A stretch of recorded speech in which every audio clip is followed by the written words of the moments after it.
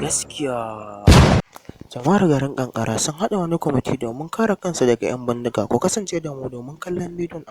Amma me zai hana wannan shine farkon ziyartar ka wannan channel tamu mai albarka. Ka tsaya ka danna mana subscribe da alamar like. Mun gode. A Kankara zuwa Sheme kuma kanta ne za a iya bulla zuwa jihohin Zamfara da Sokoto. Mafi akasarin mazauna hanyar sama da garuruwa 20 manoma ne suka ga rashin bin hanyar ka iya gurgunta harkokinsu na yau da kullum. Shi yasa suka tashi tsaye haikan don ba da tsaro.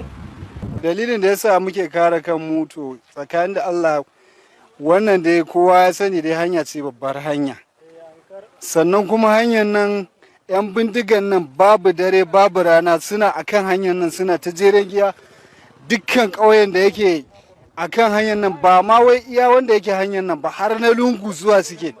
Kuma hanyar nan idan suka fito su tara motoci su kwashe mutanen ciki su shigo cikin garinmu su rafin din matanmu su kwashi wasu mu kuma su kashe mana iyaye da 'ya'ya da sauransu dai sai ma dai wanda dai Allah ya kubutar kawai.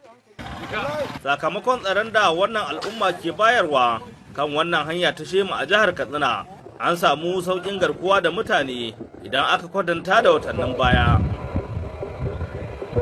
To tun da muka fara aiki a nan dai babu wata matsala wadda ake fuskanta a tahiya ƙasa ko kuma a tahiya a mashin ko kuma masu mota su ɗauko jama'a a tsaya a ɗauke su a wurin tun da muka fara ba a samu wannan ba. Babbar hanya ce wadda take ta ƙunshi garuruwa waɗanda suke babu ma dai iyaka kanyan wannan. Ita ce wannan hanyar Sheme, Maraba Sheme da hanyar shi ta kuma hada da hanyar Gusau ta nihi Huntuwa ta nihi Kaduna.